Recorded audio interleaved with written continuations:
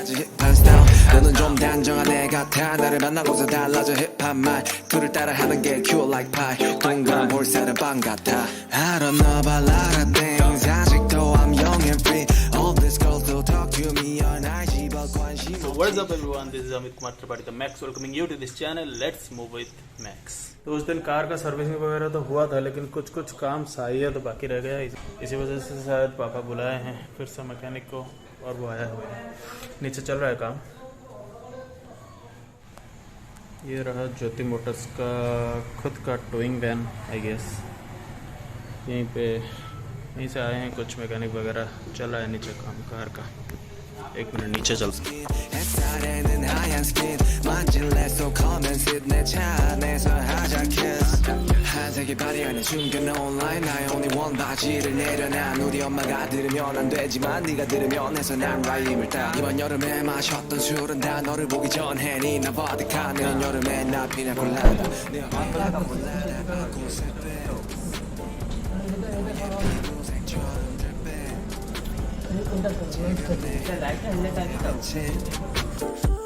오네 모습에 나는 trippin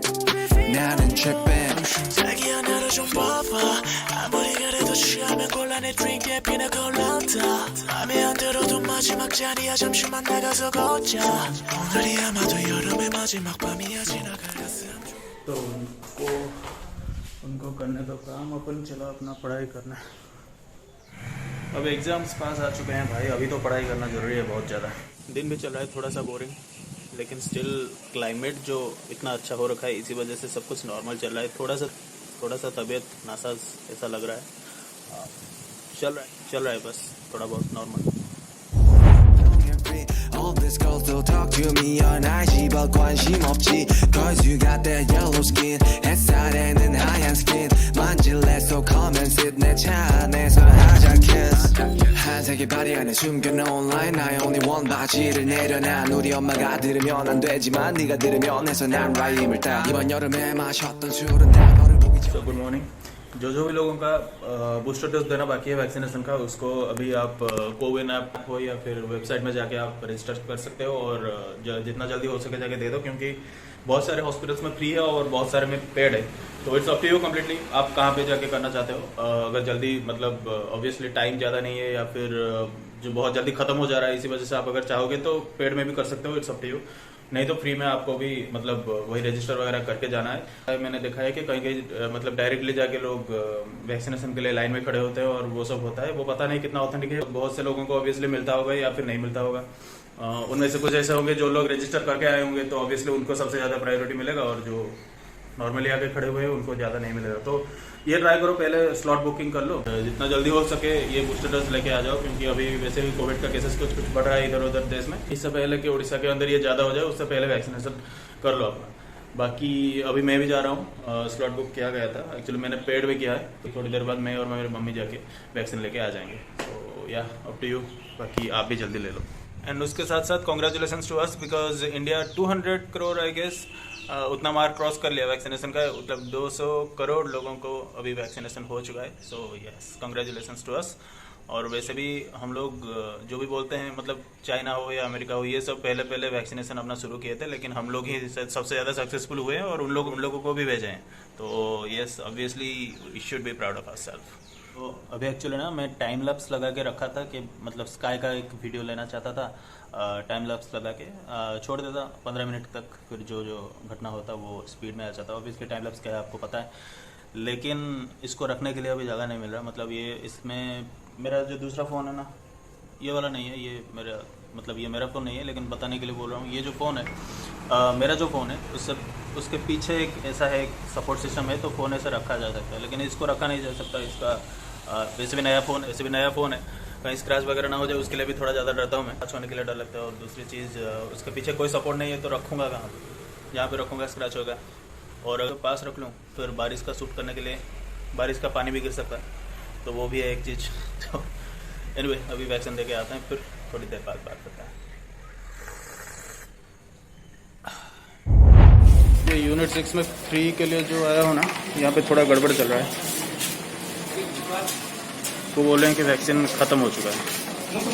तो जहाँ पे पेड मैंने रजिस्ट्रेशन किया था वहीं पे जाके ले जाना ही सही है। यहाँ पे इतना ज़्यादा वेट करने से वो तो बेहतर है।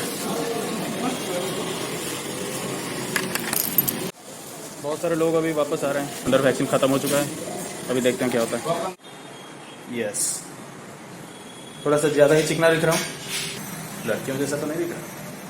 तो हम कोविड के वैक्सीन लेने गए थे, वहाँ पे बहुत ज़्यादा ही क्राउड था। और दूसरी चीज़, वहाँ पे स्लॉट बुक जहाँ किया गया था, हम लोग वहाँ पे नहीं गए क्योंकि वो पेड था, और जो फ्री था हम वहाँ पे गए सबसे पहले चेक करने के लिए, अगर नॉर्मली हो सकता है तो वो वहाँ पे जाके कर लेंगे।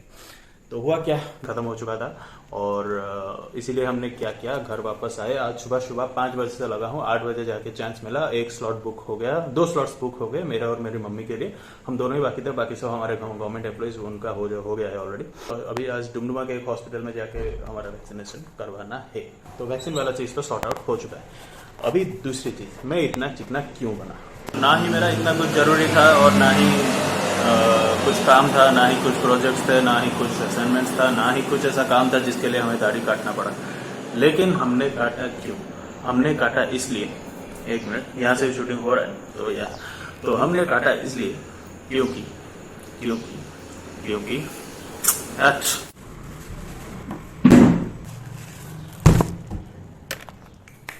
शुरू करते हैं जी।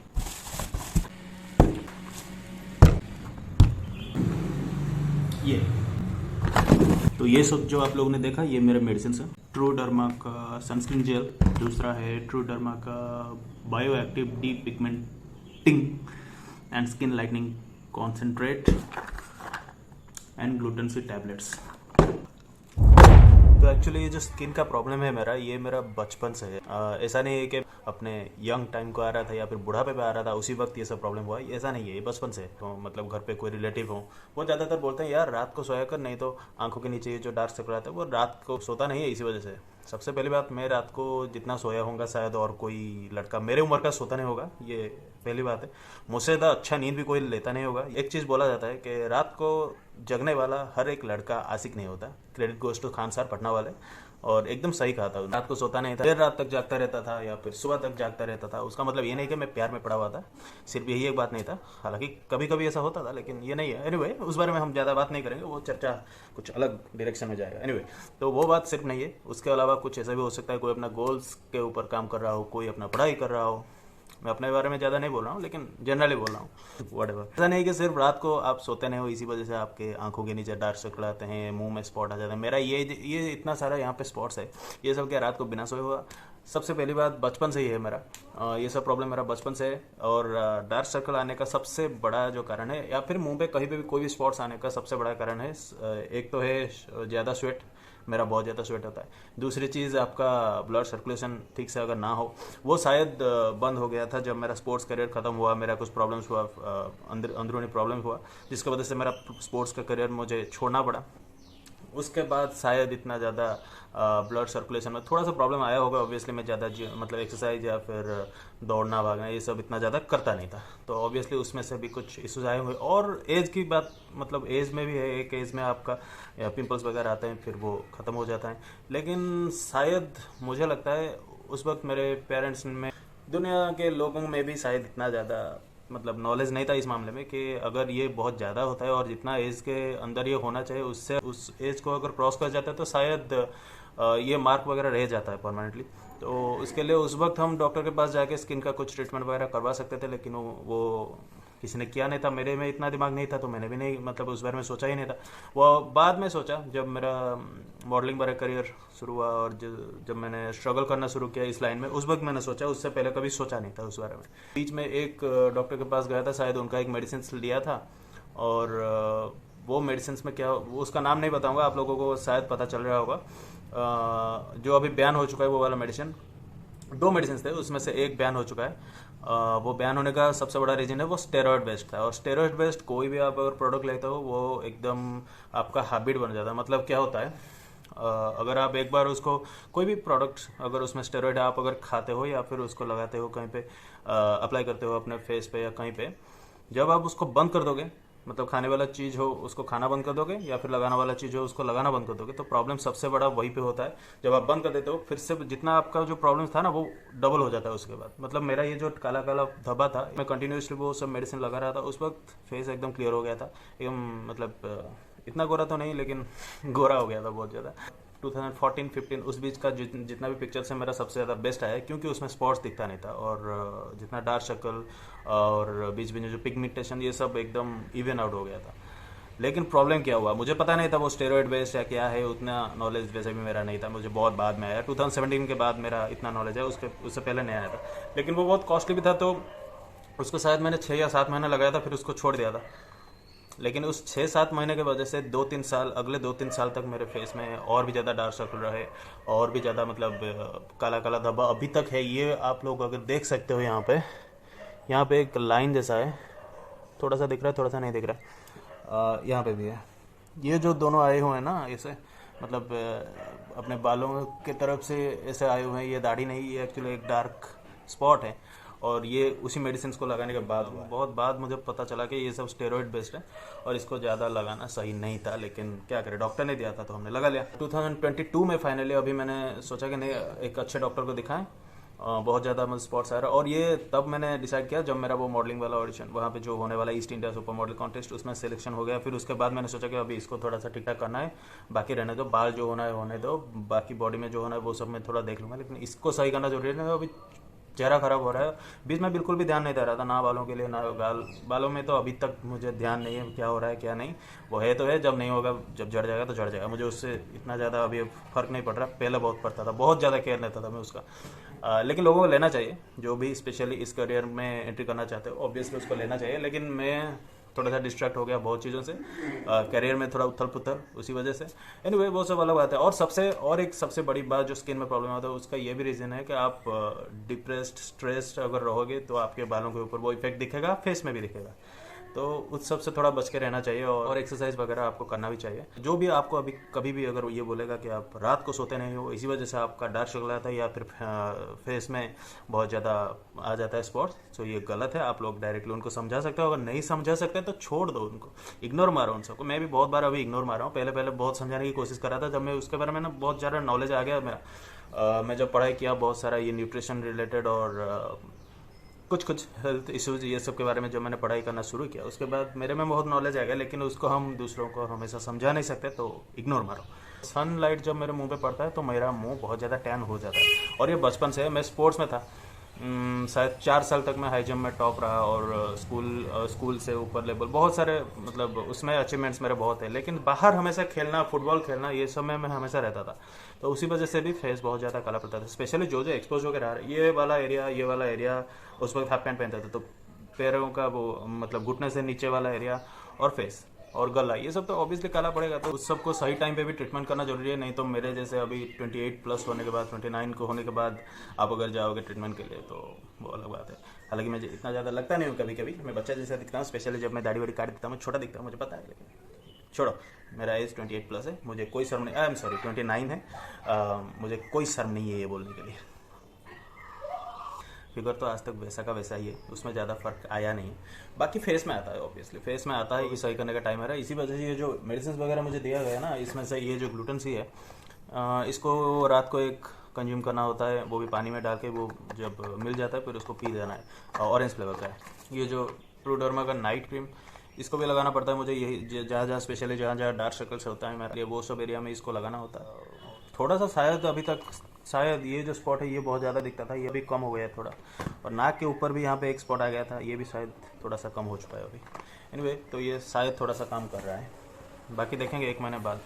और बाकी ये SPF 50 मैं ऑब्वियसली सबको ये भी रिकमेंड करूँगा, जो भी सनस्क्रीन यूज़ नहीं करते हो, भाई लोग बहन लोग प्लीज़ करो, अपने माँ बाप को भी बताओ। हालांकि मेरे माँ बाप ये बात मेरा सुनते नहीं है, लेकिन आप लोगों को बोलता हूँ अपने माँ बाप को ये मतलब कोई भी अच्छा सा सनस्क्रीन जो SPF 50 के ऊपर है उसको लगाने के लिए उनको बताओ, बाकी उनके ऊपर है। लेकिन आप लोग लगाया करो, क्योंकि स्किन कैंसर अल्ट्रावायलेट रेज और इंफ्रारेड के वजह से बहुत ज़्यादा होने के चांसेस है आजकल लोगों को। इंडिया में ये सब बहुत अभी कॉमन हो रहा है आजकल, पहले अमेरिका में बहुत ज़्यादा था, अभी इंडिया में हो रहा है। तो प्लीज़ एक अच्छा खासा सनस्क्रीन लो जो भी हो SPF 50 से ऊपर, और उसको अप्लाई करना शुरू करो जब भी घर से बाहर जाते हो, आधा घंटा पहले या फिर थोड़ी देर पहले।